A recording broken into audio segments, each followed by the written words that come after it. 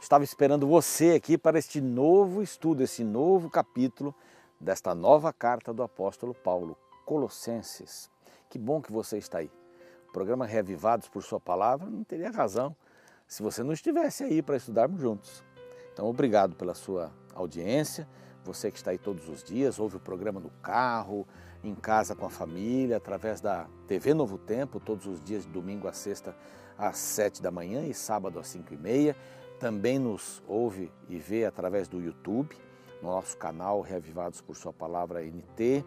Ali você pode se inscrever, e deve se inscrever, compartilhar e clicar no sininho para receber as novas mensagens. E também através do Facebook, da TV Novo Tempo, nossa página, né, na TV Novo Tempo, no Facebook, você vai estar conectado conosco, tá bem? Então estamos esperando você em todas estas redes sociais. Converse conosco, mande recados, faça um pedido de oração. Tem muita gente ali que gosta de interagir com a gente. E nós estamos neste bonito lugar aqui, nessa temporada, no Cevisa, Centro de Vida Saudável da Igreja Adventista, aqui perto de Limeira, perto de Campinas, em Engenheiro Coelho, é o nome da cidade, um local aprazível. Estamos numa pontinha aqui, desse grande sítio aqui, é um sítio enorme, tem muitas atividades, reeducação alimentar, é um spa também, tem médicos, tem psicólogos, tem nutricionistas, é muito legal, vale a pena. Aqui está o site para você conhecer melhor, venha fazer uma visita aqui para o Cevisa, tá bem? Bom, nós estamos no capítulo 1º da carta de Paulo aos Colossenses. Bom, você já percebeu que cada carta tem uma ideia diferente, né? Em Romanos, o assunto era a circuncisão, né? Primeiro aos Coríntios era a luta, e também segundo aos Coríntios, primeiro aos Coríntios, a luta que havia entre os judaizantes, os judeus que queriam fazer os não-judeus virarem judeus cristãos. Havia também muita licenciosidade, luxúria, muitos conselhos nesse sentido. Na outra carta do apóstolo Paulo, ele luta contra aqueles que são seus adversários, que vão lá para minar o seu evangelho, né? O evangelho que ele prega de Jesus, né? Depois nós temos Gálatas, uma carta que fala sobre a graça, a justificação pela fé. Temos Efésios, uma carta linda também, que nos anima, nos entusiasma. Filipenses, a carta da alegria, né? Efésios, a carta da unidade.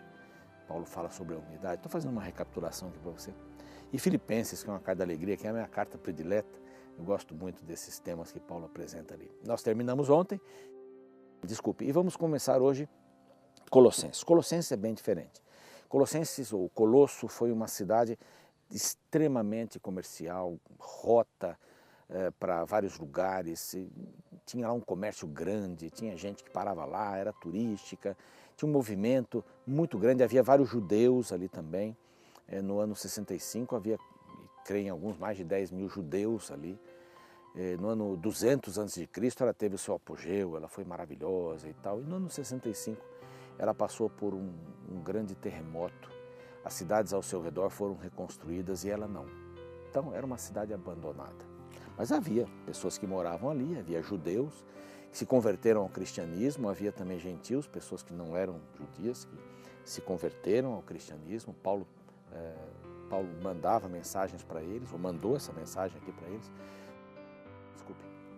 E não se sabe quem fundou exatamente essa igreja. Talvez tenha sido Paulo, ao passar ali perto de Antioquia, fazer uma viagem por ali na estrada interna, como a Bíblia diz, mas não se sabe. Isso não é importante, né, para a gente ter o nosso estudo. Ela fica num vale grande, perto de um rio bastante importante, no Vale de Lico. Mas esta cidade, esta igreja tinha vários problemas. Problemas filosóficos. Então agora muda um pouco, né? Paulo vai escrever para eles dizendo que Deus e que Jesus é o Criador. Então o foco vai nessa direção, é o Criador e o Redentor. Porque havia pessoas, judeus, que queriam que as leis judaicas, judeus cristãos, né? Que as leis judaicas também fossem aplicadas, mas de uma maneira diferente dos outros. Aqui não era simplesmente voltar aos ritos, mas voltar aos ritos num sentido bem interessante, porque entre os gentios, aqueles que não eram judeus, havia muitas filosofias gnósticas, do conhecimento. Eu vou falar um pouquinho sobre isso daqui a pouco. Eles tinham uma coisa lá também de anjos, uma classificação de anjos, emanação dos anjos. Os anjos criavam, os anjos eram intercessores, eles ajudavam na salvação. Então eles adoravam os anjos também. Imagine uma confusão tremenda dessa numa igreja cristã. Então Paulo vai dar mensagens para tentar coibir. Havia também uma religião misteriosa, né? Os religiosos misteriosos, que era alguma coisa assim, tipo de segredos, eles não contavam, e que você ia crescendo dentro desse tipo de pensamento e ia tendo certos segredos maiores que não podiam ser contados e tal. Imagine, esse era o contexto todo. E Paulo começa a carta da mesma maneira que ele começa as outras, né? Ou várias das outras, graça e paz. Então ele saúda, ele diz quem é que está fazendo a carta, Paulo, apóstolo, e o irmão Timóteo. Timóteo estava juntamente com Paulo ali, né, escrevendo a carta. Timóteo era um grande amigo, um grande discípulo, companheiro nas horas fáceis, nas horas difíceis também. Paulo escreve esta carta na sua primeira prisão de Roma, ele foi liberto, depois ele volta para ser aprisionado e depois ele é decapitado, depois da sua segunda prisão, mas nesta primeira prisão ele tinha uma certa liberdade, ele tinha uma casa alugada, ele tinha lá os soldados que cuidavam dele, que vigiavam, ele não ia fugir, né? Mas recebia visitas e tal, era um pouco interessante, ele teve muitas oportunidades de pregar o evangelho, por isso que Deus tinha um plano de levá-lo para Roma, para ele pregar para pessoas que os outros não alcançariam, não poderiam fazer. Às vezes a gente não entende um problema, uma necessidade, uma dificuldade na vida, e aí é que Deus usa para a gente fazer alguma coisa grandiosa para Ele, que só Ele vai entender. Então não despreze nunca um limão, viu? Faça do limão limonada, eu já falei isso aqui de Paulo, né? Bom, verso 4 ele diz assim: ouvimos da vossa fé, ouvimos do amor que vocês têm, por causa da esperança que vos está preservada no céu, da qual antes ouvistes pela palavra da verdade do Evangelho. Então, vocês têm uma coisa que eu deixei a palavra do Evangelho, a esperança para vocês. Então, que bom que vocês ainda mantêm isso. Paulo começa aqui dando um elogio, né? Às vezes a gente vai direto na crítica, é bom dar um elogio para a pessoa não achar que a gente está falando dela, né? Que ela não presta. Você não presta, não. Você tem muitas coisas boas, mas essa sua atitude foi ruim. Então Paulo começa assim, e ele já vai dizendo assim: segundo fostes instruídos por Epáfras, que foi alguém que esteve lá com eles, e que Paulo o considerava conservo, e quando os outros eram fiéis ministros, estavam lá orientando. Então, verso 9 ele vai e diz: por esta razão também nós, desde o dia que o ouvimos, não cessamos de orar por vós. Então foi lá, Epáfras deu as notícias para Paulo, e a partir daquele dia, Paulo sempre orava por eles, para pedir que transbordeis do pleno conhecimento da vontade, da sabedoria e entendimento espiritual. Sabedoria para tomar as decisões. Sabedoria mais do que conhecimento, né? Ser intelectual. Sabedoria é discernir entre o bem e o mal. Isso é sabedoria. Sabedoria é discernir quando você deve falar ou quando você deve se calar. Isso é sabedoria. Então aqui ele está dizendo assim: sabedoria mais importante, entendimento espiritual. Então o que vocês estão fazendo aí é perigoso. O que está acontecendo aí também é perigoso. Então tenham o entendimento, e eu estou orando pelo entendimento espiritual da parte de vocês. Então vamos lá. A fim de viverdes de modo digno para o Senhor, frutificando em toda boa obra e crescendo no pleno conhecimento de Deus. O verso 13, então, que é o verso principal aqui deste capítulo. E ele nos libertou do império das trevas e nos transportou para o reino do Filho do seu amor, no qual temos a redenção e a remissão dos pecados. Aqui ele já começa dando um recado. Quem é o centro é Jesus. Ele é o centro, ele que nos remiu, ele é o autor da nossa salvação, não há outro. Então aqui ele já começa a arrebentar, né, com os anjos e com outras coisas mais, com essas religiões secretas e tudo mais. Agora vejam a ênfase que ele dá.